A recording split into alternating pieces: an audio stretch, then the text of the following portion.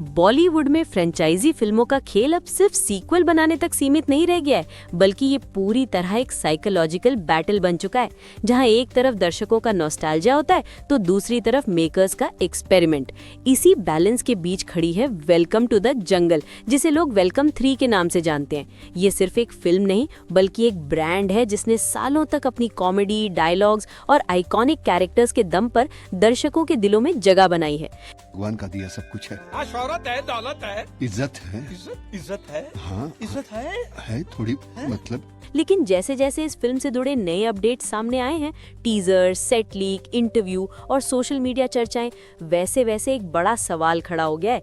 क्या ये फिल्म अपनी पुरानी पहचान को बचा पाएगी या फिर ये भी रेस 3 की तरह सिर्फ नाम के भरोसे चलने वाली फिल्म बन जाएगी? क्योंकि पिछले कुछ महीनों में जो संकेत मिले हैं वे बताते हैं कि इस बार वेलकम सिर्फ कॉमेडी नहीं बल्कि एक बड़े स्केल का मल्टी जॉनर एक्सपेरिमेंट बनने जा रही है। ब्रेक की गाड़ी ले आओ क्या? एक की नहीं बात कर रहा हूँ। टेंशन कैसे रुकती है? अगर हम फिल्म से जुड़े हालिया अपडेट्स को गहराई से समझें तो ये साफ नजर आता है कि वेलकम टू द जंगल का अप्रोच पूरी तरह बदल चुका है। जहां पहले ये फ्रेंचाइजी एक हल्की फुल्की कॉमिक एंटरटेनर थी, वहीं अब इसे एक बड़े स्केल की एडवेंचर कॉमेडी के रूप में पेश किया जाने वाला है। रिपोर्ट्स और सेट से सामने आए विजुअल्स ये संकेत देते हैं कि फिल्म में बड़े एक्शन सीक्वेंस, जंगल बेस्ड लोकेशंस, हेलीकॉप्टर शॉट्स और हाई प्रोडक्शन वैल्यू शामिल की गई है। वहीं ये बदलाव सिर्फ विजुअल लेवल तक सीमित नहीं है बल्कि स्टोरी टेलिंग स्टाइल में भी दिखाई दे रहा है। अब फिल्म एक सिंपल कॉमिक प्लॉट के बजाय मल्टी लेयर्ड नैरेटिव की तरफ बढ़ रही है, जिसमें कई किरदार और समानांतर ट्रैक्स शामिल होंगे। यही कारण है कि सोशल मीडिया पर लगातार ये बहस चल रही है कि क्या इस बदलाव से फिल्म का असली कॉमिक सोल कमजोर पड़ जाएगा। दरअसल दर्शकों का एक बड़ा वर्ग ये मानता है कि वेलकम की ताकत उसकी सिंप्लिसिटी और टाइमिंग थी, न कि बड़े एक्शन सीक्वेंस। वहीं इस फिल्म का सबसे मजबूत और निर्णायक फैक्टर है अक्षय कुमार। इस बार अक्षय कुमार सिर्फ एक किरदार नहीं निभा रहे बल्कि पूरी फिल्म की दिशा और टोन उनके इर्द गिर्द घूमती नजर आ रही है। उनके हालिया लुक्स, दाढ़ी वाला, गंभीर और थोड़ा डार्क अवतार ये संकेत देते हैं कि उनका रोल पहले की फिल्मों की तरह सिर्फ कॉमिक नहीं होगा बल्कि उसमें एक्शन और इंटेंसिटी भी शामिल होगी। इंटरव्यू और मीडिया इंटरैक्शन से ये भी संकेत मिला है कि मेकर्स अक्षय कुमार की स्टार पावर को फिल्म की सबसे बड़ी मार्केटिंग स्ट्रैटेजी के रूप में इस्तेमाल कर रहे हैं। उनके लुक को पोस्टर्स, प्रमोशनल मटेरियल और सोशल मीडिया कैंपेन में प्रमुखता से दिखाया जा रहा है, जिससे दर्शकों के बीच एक मिस्ट्री और क्यूरियोसिटी बनी रहे। इसके अलावा सबसे बड़ा नॉस्टैल्जिया फैक्टर जुड़ा है रवीना टंडन के नाम से। 90s की ये आइकॉनिक जोड़ी अगर पर्दे पर एक साथ दिखाई देती है तो ये फिल्म के लिए एक बड़ा इमोशनल कनेक्ट बन सकता है। हालांकि अभी ये पूरी तरह स्पष्ट नहीं है कि उनका रोल कितना बड़ा होगा, लेकिन सिर्फ इस खबर ने ही दर्शकों के बीच उत्साह और चर्चा को कई गुना बढ़ा दिया है। वेलकम टू द जंगल की सबसे चर्चित और विवादित बात है इसकी विशाल स्टार कास्ट। फिल्म में सुनील शेट्टी, संजय दत्त, अरशद वारसी, जैकलिन फर्नांडिस, दिशा पटानी और जैकी श्रॉफ जैसे बड़े नाम शामिल हैं और कुल मिलाकर कलाकारों की संख्या 25-30 के आसपास बताई जा रही है।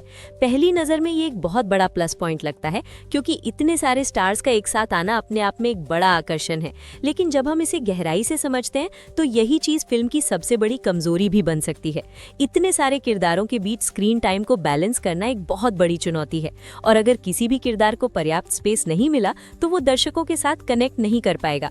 इसके अलावा कॉमेडी का सबसे महत्वपूर्ण तत्व होता है टाइमिंग, और जब बहुत सारे किरदार एक साथ स्क्रीन पर होते तो ये टाइमिंग अक्सर प्रभावित होती है। यही कारण है कि सोशल मीडिया पर ये सवाल बार बार उठ रहा है कि क्या ये फिल्म एक सटीक कॉमिक एक्सपीरियंस दे पाएगी या फिर ये एक ओवर क्राउडेड खिचड़ी बन जाएगी।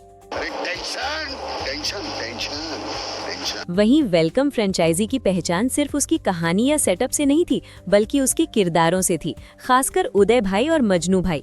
इन किरदारों को आइकॉनिक बनाया था नाना पाटेकर और अनिल कपूर ने। मोटे को देखो, कहीं बैठ जाए तो लगता काला सोफा रखा हो। और इस टकले को देखो, इसको देखने के बाद बीवी को चांद देखने की जरूरत ही नहीं है। उनकी कॉमिक टाइमिंग, डायलॉग डिलीवरी और केमिस्ट्री इस फ्रेंचाइजी की आत्मा थी, लेकिन वेलकम 3 में उनकी अनुपस्थिति ने दर्शकों को सबसे ज्यादा निराश किया है।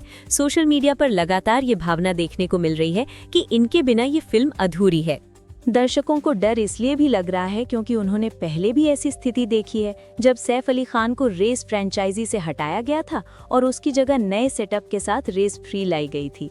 उस फिल्म ने बॉक्स ऑफिस पर भले ही शुरुआती कमाई की हो, लेकिन दर्शकों के दिलों में वो जगह नहीं बना पाई।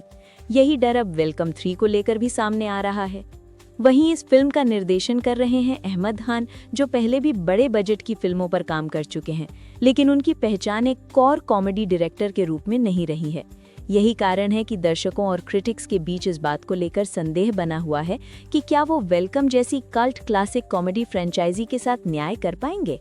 इंडस्ट्री के कुछ विश्लेषकों का मानना है कि अहमद खान का स्टाइल ज्यादा विजुअल और एक्शन ओरिएंटेड है, जो इस फिल्म के नए अप्रोच के साथ मेल खाता है। लेकिन सवाल ये है कि क्या वो उसी स्तर के कॉमिक टाइमिंग और डायलॉग डिलीवरी को कैप्चर कर पाएंगे जिसने इस फ्रेंचाइजी को खास बनाया था। अगर हम पूरी स्थिति का संतुलित विश्लेषण करें तो वेलकम टू द जंगल एक high risk high reward project है।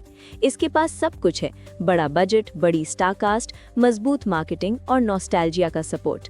लेकिन इसके साथ ही इसमें कई बड़े रिस्क भी जुड़े हुए हैं, जैसे overcrowded cast, original characters की कमी और कॉमेडी से हटकर एक्शन पर ज्यादा फोकस। अगर ये फिल्म इन सभी तत्वों को सही तरीके से बैलेंस कर पाती है तो ये एक नई तरह की ब्लॉकबस्टर बन सकती है। लेकिन अगर ये बैलेंस बिगड़ गया तो ये फिल्म दर्शकों के लिए एक कंफ्यूजिंग से ज्यादा कुछ नहीं होगा।